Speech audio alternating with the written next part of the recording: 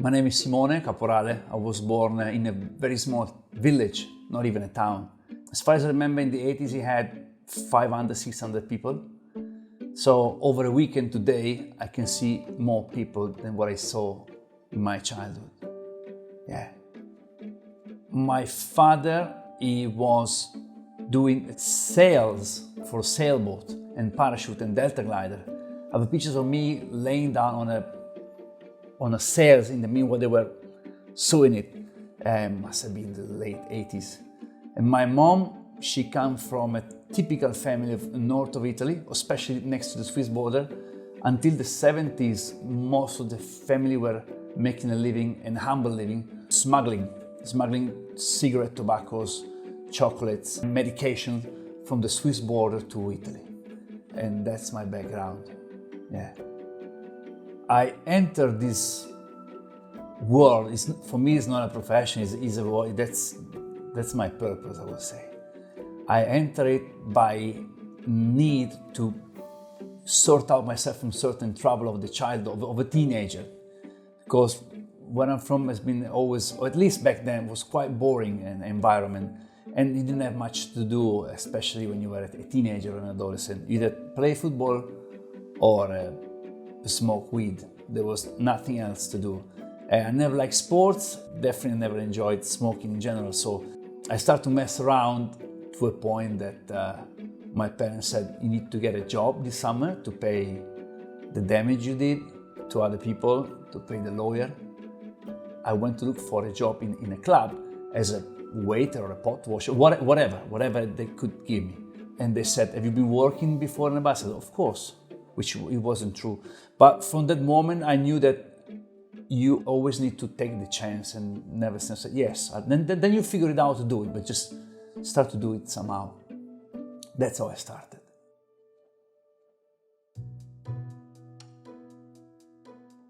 My first memory of a cocktail was actually a gesture. I must have been 5, 6, 7 years old. I can't remember. I will never know, actually. But I entered this bar with my father. Small bars of the village, so they sell tobacco, coffees and wines, and most likely they were doing something that in my childhood eyes was a cocktail. And it was this gentleman picking up a cube with a red cherry from a glass. I remember exactly his gesture. And that segment captured, kind of doomed my curiosity. And that was my first moment that I will remember in a bar. The most satisfying part of what we do here at Sips, I think, is the fact that when you go home late at night or very early in the morning, you know that you've done something good. In general, for the colleagues, the team, for the guests. Nowadays, at my age, I get satisfied from small things, from simple things, the most simple things, like remembering a guest or anticipate certain needs. And I like to please myself in a very simple ways, professionally speaking. The most challenging part is to manage to make the entire group of people around you seeing things the way you see them, and then find a kind of a compromise between how you see things, how they see things, and how beautiful can be the fact that it's actually different, this view. When I travel for work and I come back after 5, 7 days, I feel guilty. I feel that I've been betraying my environment or the colleagues. This is something, it's because I really love being here. But definitely the challenge is to spread the passion and how certain things must be made in your place. Some flexibility, of course, but everyone must go to that direction. And it's not easy. But again, it's not impossible. Marky is the one and only. Working with him is like a ballet, like a dance. I'm not sure if he can dance, me neither, but professionally speaking, it is a dance.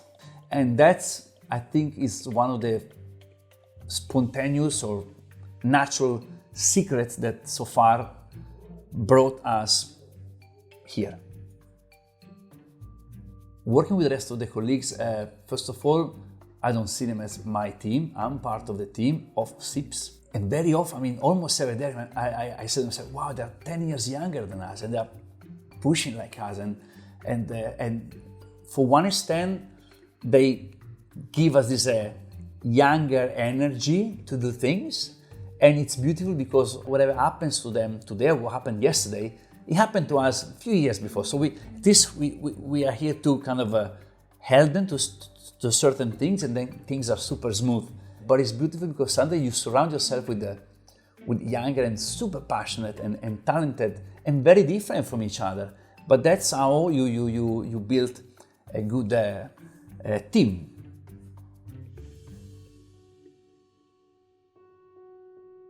The beauty is that sensation you perceive when the most usual things happens to become unusual in your eyes. The condensation of a cold glass. Those things can be the most simple or underrated things. Nobody pay attention, but if you pay attention to it, you can extract beauty. And that's what art is all about. An art or an artist, that person capable to extract beauty from anything. And that's what we look for. We are constantly in search of the beauty in general. The way I find beauty in the bar, it's when I'm into a space and suddenly everything else get deleted. Like suddenly you feel like being at home. You feel even more comfortable there and staying on your sofa or with your family. It's not the space itself with the decoration, with the furniture. It's a blend of synergy amongst the people.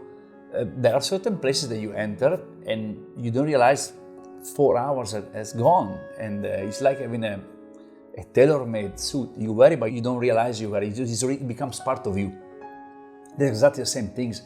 That's how I describe or I define finding beauty in a bar. The inspiration comes from different directions, not always the same. And sometimes the most simple details, the most irrelevant, can be the answer to start to develop a line of ideas. But I can't say there's one specific point of inspiration, absolutely not. You go to an art galleries, the combination of the chromatic combination can be an idea of flavors. And suddenly you start to read colors with flavors or shapes. And perfumes also, the scents. If I go on a duty free in the airport, you can literally decode a full menu of cocktail with it.